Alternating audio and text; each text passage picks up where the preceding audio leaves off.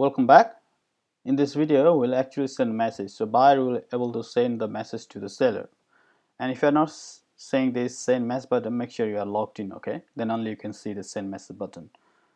So first thing is to make our route. So I'll make the post route, and my route is send/message, send message controller, and I'll have a store method there, okay? So let's go to send message controller and let's make the store method. So public function store request. All right, and now let's go to the message component, and in the text area let's get the body. So we'll write a view model and let's give the body. So this is the body, is the actual message written by the seller, written by the buyer to the seller. Now we'll write here, so make sure you have here comma. It's like, I don't know, this one. So now we should have the structure of view here. So we'll have a data, and then we'll have the return, and then we can write here the data. So we have a body. So initially we don't have anything in the body. You can see here we have the beam model body, and whatever we type, that we send to our endpoint, which is send message. Okay, that's our endpoint. So if you want to check what we get in the body, so you simply write here body, and you can see just below the text area, so send message, and if you write is it available, and you can see whatever type you get in the body. And we have already rest of thing like user ID, receiver ID, add ID, and we also got a body ID. Now we can easily send this to our endpoints. So here we'll have the methods, and let's make the method, and whenever user enter the send button, he should able to send this. So here I'll write click dot prevent. Prevent is to prevent the default behavior of the browser, like reloading the page when you click. So we'll prevent this. And here we'll write send message, which will be our method. And let's copy this send message, and let's make this method here, send message.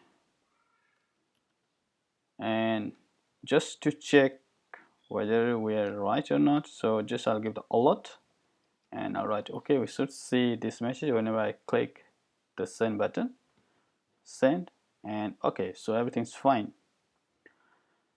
So now let's go to let's start from here. Okay, so we can write now axios.post, and our endpoint is send/message, send message, and we are going to send some properties to our endpoint, which is send message, and we are going to send the body. So how do we get this body? So body is whatever user type. This will be stored here, this dot body. This is our body, and we do have a receiver ID, user ID. So let's write here RECEIB, receiver. I'll receive this as a receiver ID in my endpoint, and this is this dot, and we have a receiver ID in the props. So we'll write this receiver ID, this dot receiver ID.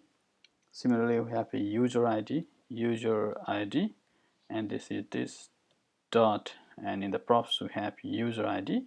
We can directly access this, and finally we have the add ID, right? So we have your add as well. So let's just do the add ID also, add ID, and this is this dot add ID.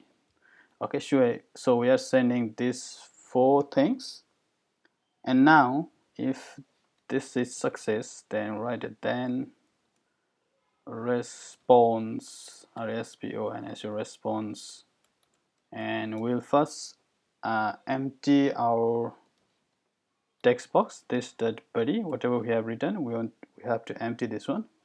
We'll empty this, and let's make some variable like success message. If the message has been sent, we'll give the user message, success message, and the success message will be false, and if this is true. If the message has been sent, then we'll write this dot success message. We'll toggle this now, we'll make this now true. And this success message we can display somewhere, so let's display here just below the text area. So here have a body here, just we don't need this now.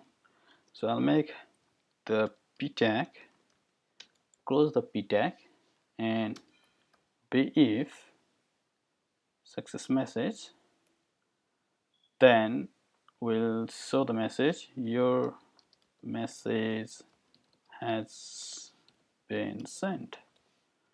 And you can also give a color or a style.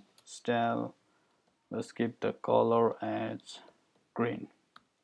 Okay, now in our method we have to receive the body, receiver ID, we have to receive the user ID, and we have to receive the body. So let's go here, and now here write message create. Make sure to import the class. Okay, create.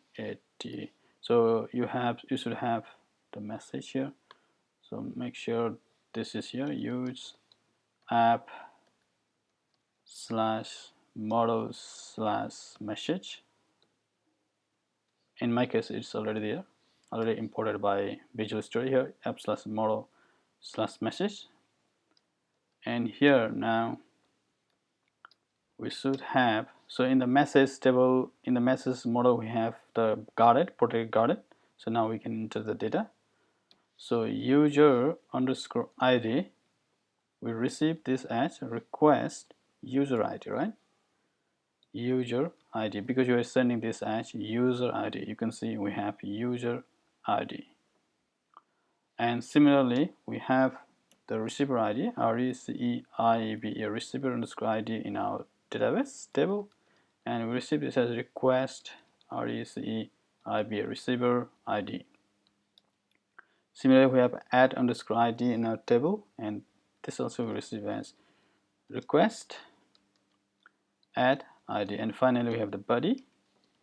We have the body, and we receive this as a request body. And now this should create our record, and it should store in our table if everything is fine. So let's reload this. Okay, and let's go here in the message. We don't have anything, and let's send a message to this user. Is this available? ABAILABL available, and hit the send, and you can see your message has been sent. And if you go here and click, and you can see your first message has been sent, and this was sent by the user ID, that is me, with ID 4, and sent to receiver ID 9, and the add ID is 9, and my message is available. So everything is fine.